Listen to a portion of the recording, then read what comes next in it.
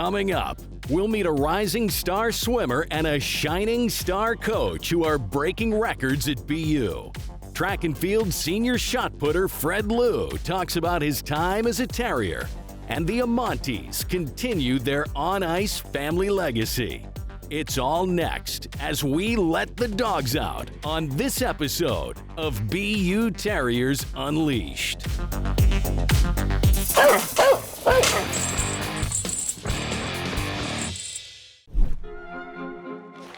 Gotta get one. Here's Amonte. He'll shoot the puck. He scores! Tony Amonte. Demonstrated by McGecker. Shot for the point by Chris. Blocked by LeGrand. Free puck. Goal! Hat trick. Tony Amonte. In the storied 100-year history of Boston University hockey, there's an amazing legacy tradition where fathers and then sons play for the Terriers. A tradition the Amonte family continues to this day. Watching my dad play here, just all the highlights of him in the bean pot and just all the history. You always want to watch BU play and you always want to watch BU win. Like, see my cousin Charlie Coyle play here too. It just felt like the right fit for me at the time, and I'm really happy I made the right decision. I definitely want to play in the bean pot. Being a kid from Boston, I think most guys do. And then obviously Ty being here is definitely something that intrigued me a bit. I always thought that it would be pretty cool to get to play with my brother after high school. Also, just the legacy of my dad playing here, I thought that was pretty cool, and always something that I thought if I got the chance to go to BU, I'd definitely jump on it. Ty and Tristan's father, Tony, starred at BU from 1989 to 1991 before moving on to the NHL, where he played 1,174 games and scored more than 400 goals in a spectacular 17-year career. I was obviously pretty young for most of it, but what I remember primarily is when he was in Calgary. They would always want us in at the rink, whether it would be before or after practice. They'd let us, jump on the ice. That was something that I definitely will remember forever, and I thought was pretty cool about, hanging out with my dad and other guys on the team. Getting to meet guys like Dion Phaneuf, Jerome McGinley, Mika Kiprasov, it's a really cool experience. It's kind of surreal seeing your dad in there with them because you don't really think of him as this superstar, but he really is at the same time. It's definitely something that we'll remember forever. The Amonte family tradition of playing together actually started prior to BU. Dad Tony played at Thayer Academy in Braintree, Mass., then became the hockey coach after he retired from the NHL. Naturally, Ty and Tristan went to school there and played for their father, winning a memorable championship in 2016. I enjoyed it. I mean, like any other coach, he's going to bark at you and whatever, but I kind of like it. It gets me going a little bit, especially the fact that, played 17 years in the NHL, you're going to have a lot of hockey knowledge, and he sees a lot of stuff that I don't see, other coaches, other players don't see. So I really just, even to this day, like to get his opinion on the games and try to see what he's seen out there and just use that to my advantage. David Quinn was probably the third coach I'd ever played for, so it was it felt weird not playing for him when I came to BU and not playing for him when I was in Penticton. It just got so normal to that point, but it was a lot of fun. Especially my senior year in high school, like we were both in the team, so that was the first time we had ever really won anything at Thayer, and that was just a really great way to cap off like our experience at Thayer, is just going out on top. Along with playing hockey at Thayer Academy and Boston University, there's also another Amonte family tradition, wearing the number 3. I did my 4 years with number 3, so I thought it would be good to pass the torch to Tristan. And, I think it's really cool that my dad, me, and him have all had the opportunity to wear the same number at BU. I think that's something that's pretty cool and pretty special. And just my dad unretired number 3 at Thayer for Tristan, so figured it was only right to give it back to him.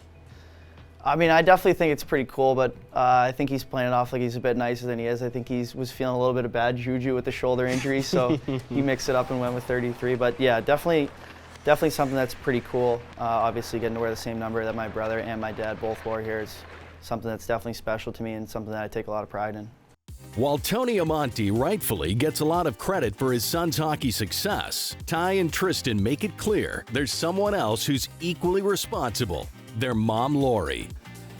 She's the best. I don't even know how to describe her. She's just been awesome and just probably the most supporting and loving person that I know. She really does spend more time at the rink than anyone I've ever met. It's unbelievable. She's definitely the rock of the family. I mean, from when I was, 8 to now, she's been at every game. I just think that's something that is really special to me. She's obviously very supportive of me, Ty, both of our sisters, and she definitely just holds us down and definitely the boss of the house for sure.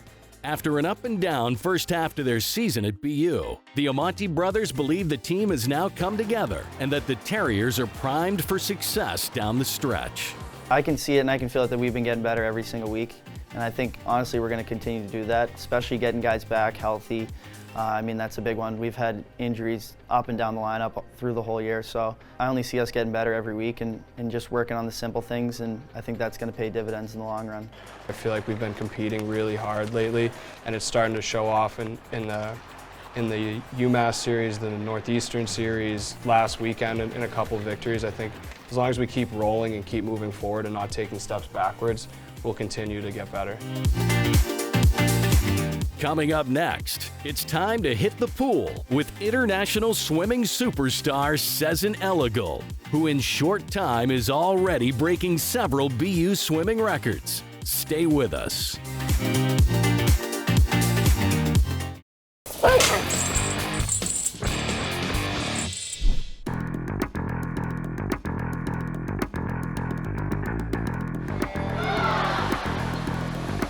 Meet Sezin Eligul, a senior from Istanbul, Turkey, and one of the top swimmers in the NCAA.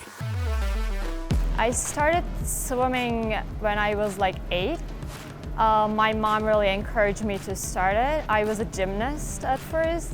I've been representing Turkish national team since I was 13. I won the 100 IM and 50 fly during the nationals. It was like super proud moment for me. When Sezin first came to campus about 2 years ago now, she was already a very accomplished swimmer, but I didn't know the little things yet. I didn't know about her work ethic. I didn't know about her sense of humor. She's got a mix of being humble when you speak with her, but when she's in the water, she's a bulldog. Sezin transferred to BU from Alabama as a junior in 2020 and made an immediate impact, breaking multiple school records in individual and medley events. My first record here was the 50 free school record. I knew I was gonna go fast. Like the whole team was still like standing on the pool deck cheering for me. Time-wise, I wasn't expecting to go 50.2. Yeah. As Eligul touches. 50 seconds. That's impressive.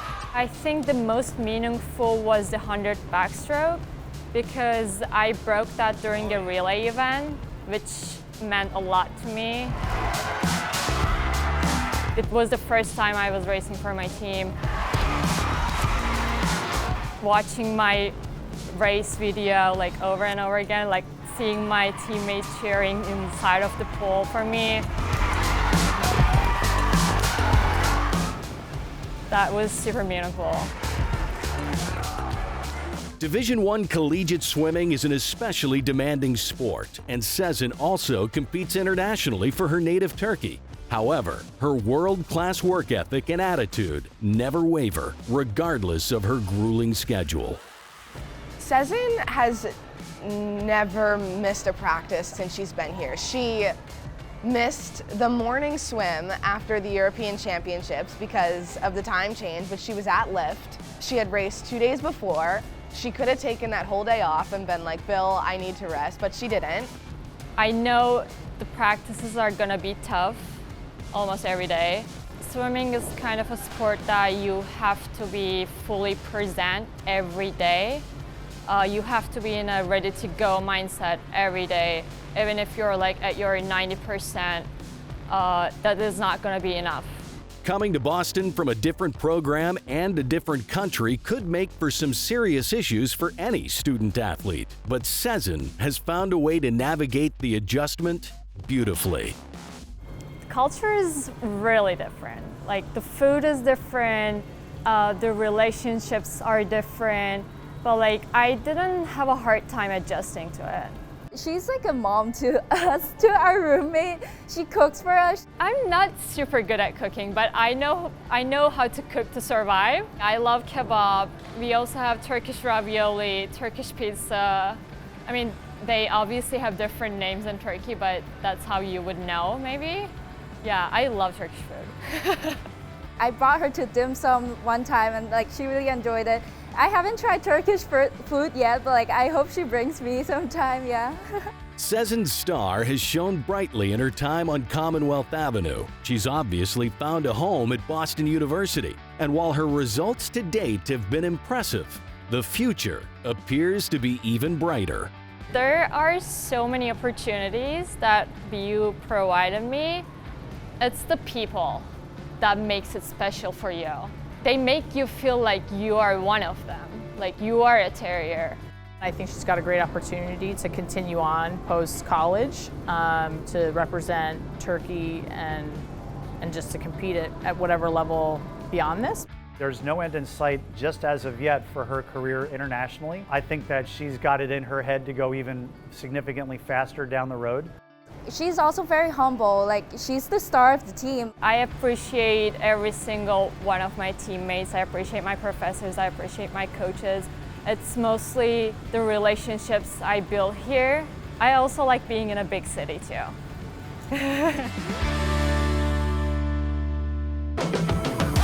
Coming up next, we'll sit down with Athletic Director Drew Marrochello and Senior Thrower Fred Liu to discuss the success of the BU Track and Field program. Stick around.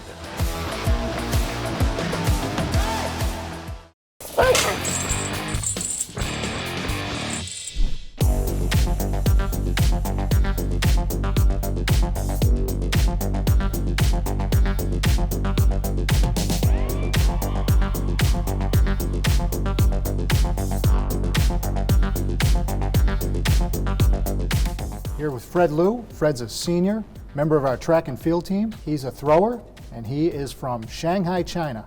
Fred, tell us a little bit about coming to Boston before Boston University and your path from China to BU.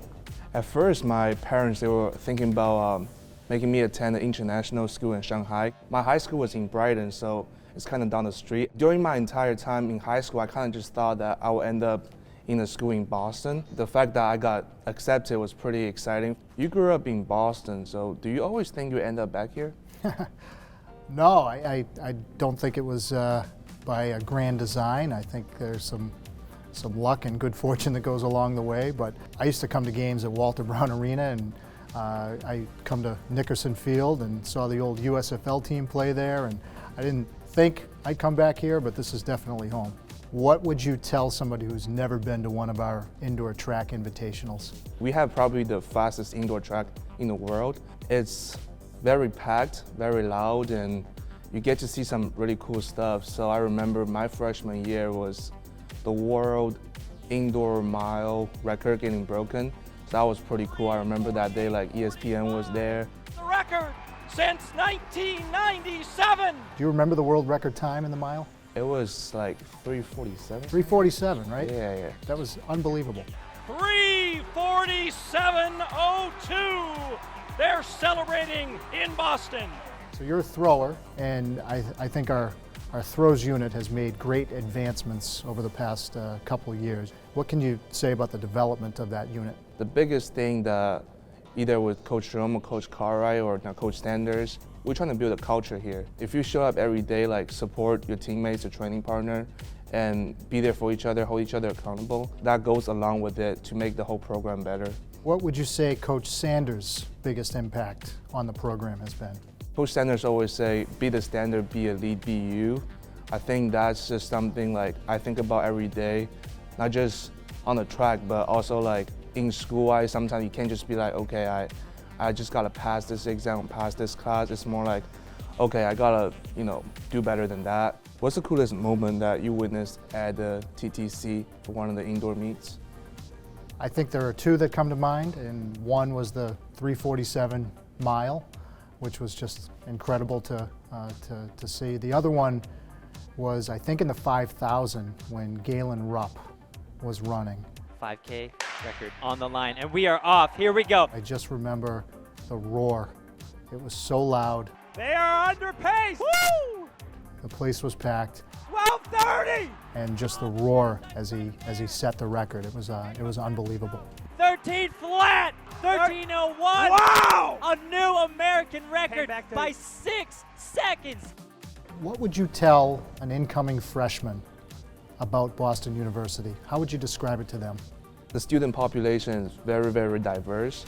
Like, you really get to meet a lot of cool people. For me, some of my best experience come from the people I meet here more than anything else. So, you know, if I have to make a choice over again, I wouldn't change my decision coming here. Coming up, we'll celebrate field hockey coach Sally Starr and her impressive 41-year coaching tenure at Boston University, surpassing the legendary Jack Parker. When BU Terriers Unleashed continues. 1, 2, 3. Yeah!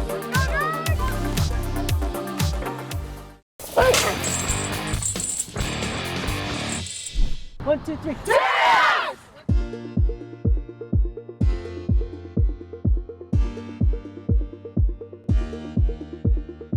If you want to know about Boston University field hockey, the first thing you have to learn is BUFA. That's B-U-F-H-A.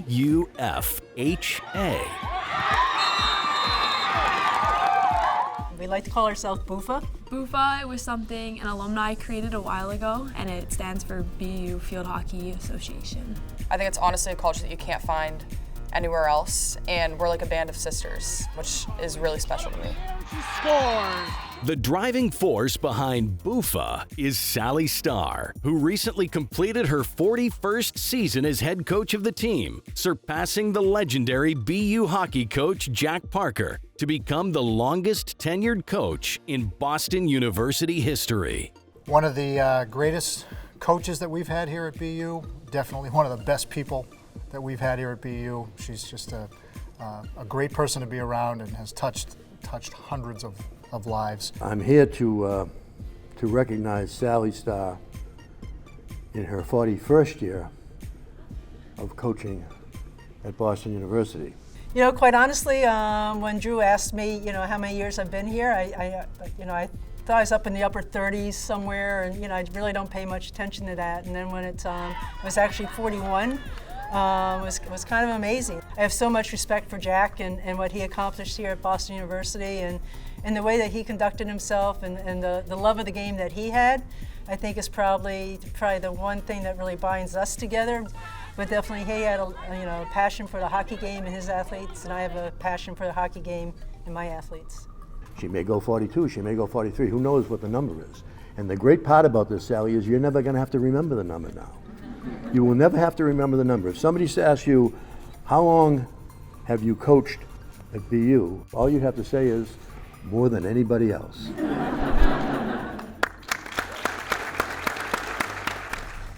You just really reflect on it and really feel grateful about it, and grateful about the opportunity to have that recognition, but also grateful to be part of this university that has allowed that recognition, to be, you know, it's all the athletes that have played in all those games and all the coaches that have worked with me to bring that success to Boston University.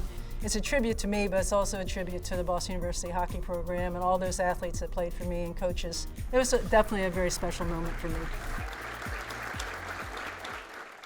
Oh, this looks sick. Oh, yeah. Oh, yeah.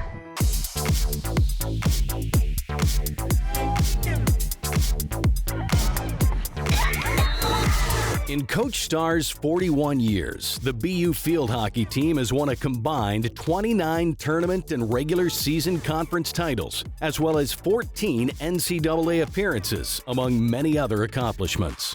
But her biggest achievement is the impact she's had on the hundreds of student athletes who have played for her. Not only does she push us to be like a good person in general, but she pushes us to be the best athlete on the field and off the field, whether we're in the classroom, in the community. It's just super awesome. She's just one of the coaches who I've had who just has the most passion, and she really pushes me to be the best I can be on the field and off the field as well. She's really helped me develop as a player and to see my potential on and off the field. And I think that's something that I really appreciate, is that I'm not the same person coming in as I am leaving, and it's really instilled something special within me, a bond with my coaches and my teammates that I'll have in me forever. You know, it's that Bufa experience that we talked about earlier. I just kind of sit back and say, wow, you know, that's something right is happening here. Be smart, be tenacious, and attack the game. Terriers, 1, 2, 3. Coach Starr is closing in on 500 wins in her amazing career, and she's not done yet. In December 2021, she agreed to a multi-year contract extension with the university.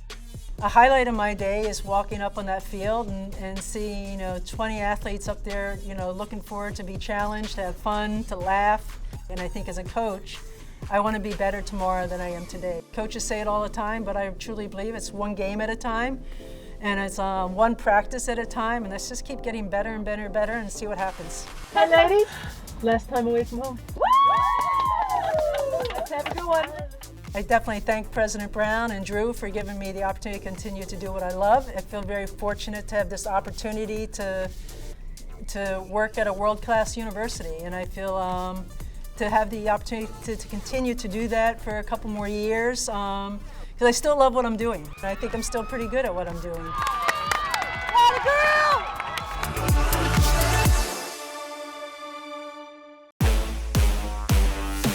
That's all the time we have on this episode. We'll be covering Boston University athletics as the season rolls on. Thanks for watching, and we'll see you next time for another exciting episode of BU Terriers Unleashed.